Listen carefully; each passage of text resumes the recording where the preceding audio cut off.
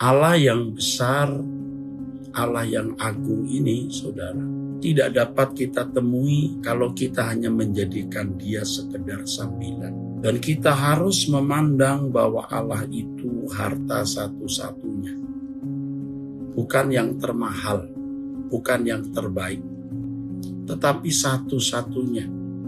Jadi tidak ada padanan. Dalam hidup ini kita juga tidak memiliki prioritas. Nomor 1 itu Tuhan. Nomor 2 Tuhan. Nomor 3 Tuhan, 4 Tuhan, 5 Tuhan. Semua juga Tuhan.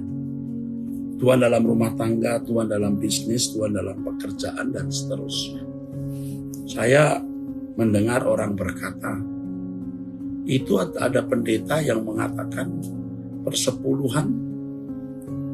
Ya, yang pertama harus keluarga dulu, hati-hati. Ya. Pertama harus tetap Tuhan.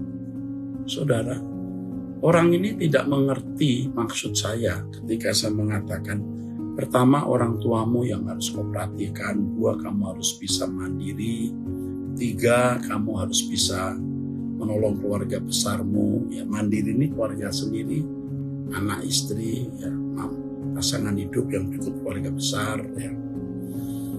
Lalu masyarakat sekitar kita, ya, gereja Tuhan.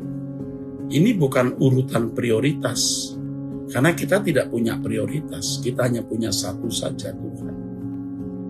Ya susah ya menjelaskan ke orang kalau masih memiliki prioritas, dan biasanya kalau orang memiliki prioritas itu tidak sepenuhnya bagi Tuhan. Kalau sepenuhnya Tuhan itu orang tidak punya prioritas, saudara.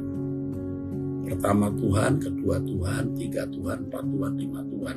Lalu bagaimana kita mengurai itu? Yang paling dekat orang tua dulu, tentu. Ya, ini bukan sesuatu yang bersifat saklek, ya. Di sini dibutuhkan hikmat. Sebab yang dimiliki Tuhan itu bukan hanya uang kita, diri kita, pikiran kita, perasaan kita. Semua ini dimiliki Tuhan. Bagaimana kita mengelola semua ini sesuai dengan pikiran dan perasaan Allah. Baik kamu makan atau minum atau melakukan sesuatu yang lain, lakukan semua untuk kemuliaan Allah. Tidak ada prioritas, bukan? Kekristenan itu bukan bagian hidup kita. Kekristenan itu seluruh hidup kita. Saudara dimiliki Allah sepenuhnya atau tidak sama sekali. Karena kita tidak bisa memberikan sebagian hidup kita. Kita harus memberikan seluruhnya tanpa batas bagi Tuhan, bagi Allah kita. Dengan demikian baru kita akan bisa mengalami Allah. Sehingga perasaan takut akan Allah yang benar akan terbangun. Perasaan dunia bukan rumah kita akan terbangun. Kesediaan kita bukan hanya mengorbankan uang, tapi nyawa kita pun juga terbangun.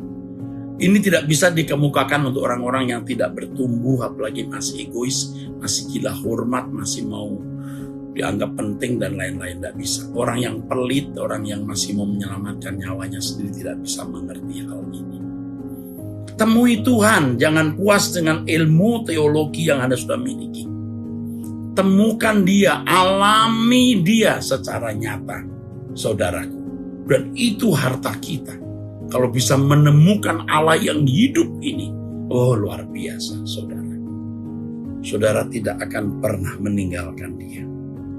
Tidak bisa digambarkan kebahagiaan orang yang benar-benar telah menemukan Allah. Puji Tuhan, saudara.